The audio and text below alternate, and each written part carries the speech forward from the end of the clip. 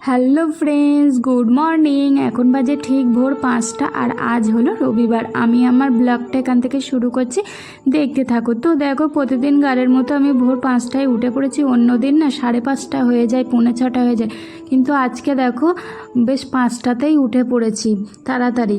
তো দেখো, প্রতিদিন গাড়ির মতো আমি বাসি কাজগুলো সেরে নিচ্ছি, যেগুলো করে থাকি। আর প্রত্যেকদিন সকালবেলা জানো তো, এই দুটো ঘর আমার বেশি প্রয়োজন হয়, তাই আমি প্রত্যেকদিন সকালবেলা এই দুটো বাসি ঘর ঝাড় দিই। আর বাদ বাকি ঘর বারান্দাগুলো মিঠু এসে ঝাড় দিয়ে মুছে দেয়।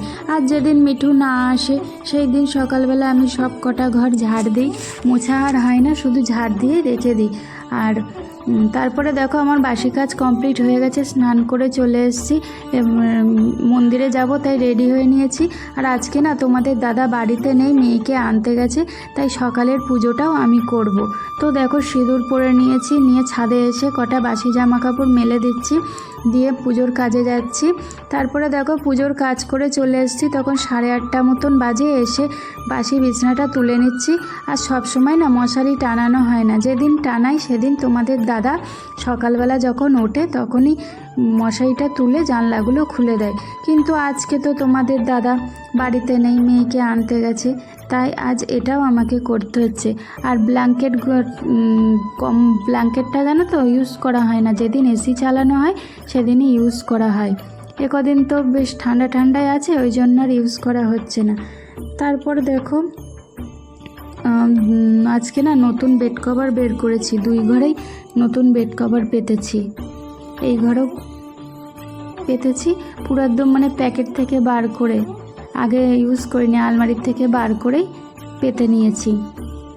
কেমন হয়েছে দেখো, কমেন্টে জানিও তো কেমন হয়েছে কালারটা। তারপরে দেখো, এই ঘরেও চলে এসেছি, এই ঘরের বেড কভারটাও নতুন পাতবো। ওই ঘরেরটা না একটু ডিপ হয়ে গেছে, আর এই ঘরেরটা একটু হালকা হয়ে গেছে কালারটা, একটু ডিপ নিলে ভালো হতো। হালকা বিছনা চাদর দেখবে নোংরা বেশি হয়, কি আর করা যাবে, নিয়ে ফেলেছি, পেতে ফেলি। তো দেখো, আমার বেড কভার এই ঘরের পাতা হয়ে গেছে। তারপরে আনলাটা একটু ঠিক করে গুছিয়ে নিয়েছি।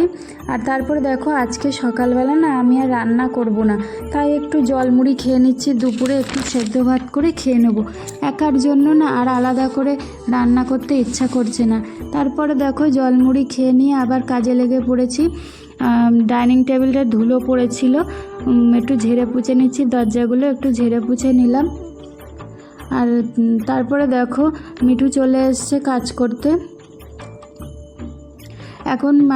তারপরে দেখো, এখন বিকেল 4টে মতন বাজে, জামা কাপড় ছাদ থেকে তুলে নিয়ে এসে রেখে দিচ্ছি। আর আজকে না জানো তো, টিভির কভারটা ধুয়ে দিয়েছিলাম, দেখো লাগাতে যাচ্ছি, ওস্তাদি করে পারছি না। তোমাদের দাদা এসে লাগাবে, কি করব। সন্ধ্যা এখন দেখো 5:30 বাজে, আর এখন না সন্ধ্যাটা একটু তাড়াতাড়ি হয়। আর আমার জানো তো খুব শান্তির আর খুব প্রিয় জায়গা এটা। দীর্ঘ 10 বছর ধরে সকাল সন্ধ্যা আমি আমার প্রভুদের সেবা করে চলেছি, সে যেরকমভাবেই পারি করি। জানি একেবারে নিখুঁতভাবে করতে পারি না, তবে করার চেষ্টা করি। তো দেখো, সন্ধেটা দিয়ে নিচ্ছি।